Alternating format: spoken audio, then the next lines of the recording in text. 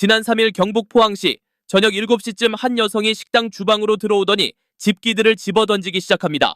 그릇에 밥솥에 손에 잡히는 대로 차례로 바닥에 내동댕이 치더니 급기야 바닥에 놓인 조리대들을 마구 넘어뜨리기 시작합니다. 아, 왜 이러는데요? 평생 살면서 진짜 막 이런 일을 당해보는 거는 상상도 못했죠. 정말 너무 무섭습니다. 주방은 물론 홀까지 아수라장으로 만들면서 식당 주인을 떨게 만들었던 이 여성은 가끔 오는 식당 손님이었습니다. 여자분이 저희 가게에 이제 식사를 몇 번 하러 온 적이 있었는데요. 그때마다 소란 피우고 욕하고 나가시는 분이에요. 그날은 또 어떤 젊은 남자를 데리고 와서 그 남자한테 야, 경호원, 저 여자 때려! 이렇게 하는 거예요. 여성의 명령에 주방으로 온 남성은 오히려 머리를 숙였습니다. 그분이 저한테 죄송합니다 이렇게 사과를 하더라고요. 그러니까 그 여자분이 그 남자한테 너 안경 벗어 하더니 막 귀싸대기를. 강아지를 안고 있던 이 남성 역시 경호원과는 거리가 한참 멀었습니다.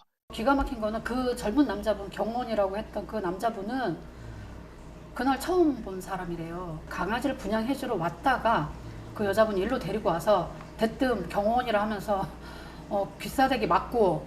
그저 강아지를 분양하러 찾아왔던 남성은 자신도 모르는 사이 경호원이 됐고 뺨까지 얻어맞았던 겁니다.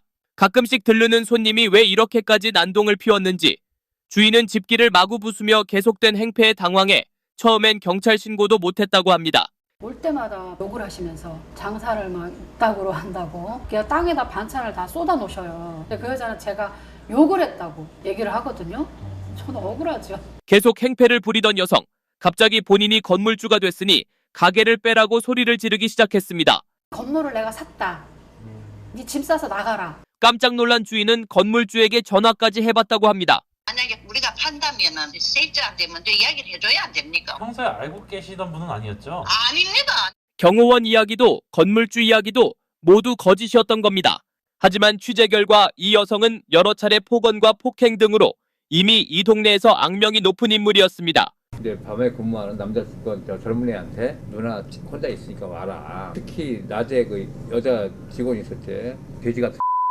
편의점 직원들에 대한 협박과 폭언은 더욱 심각했습니다. 네 하나 거 상관없어. 그 집안에 다 내대로 다 알았어?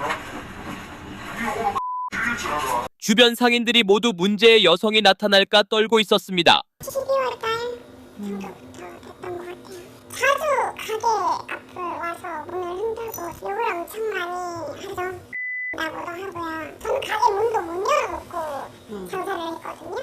무서워서. 첫 시작은 지난해 겨울, 여성은 가게 이곳저곳을 들어가 보이는 사람들에게 욕설부터 내뱉었다고 합니다.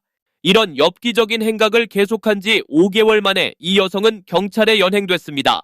신고받고 가서 보니까 그 피해자가 이제 정신질환자라서 가족들이 동의해서 입원을 했는데 지금 현재로서는 당분간은 뭐 격리되어 치료받으니까.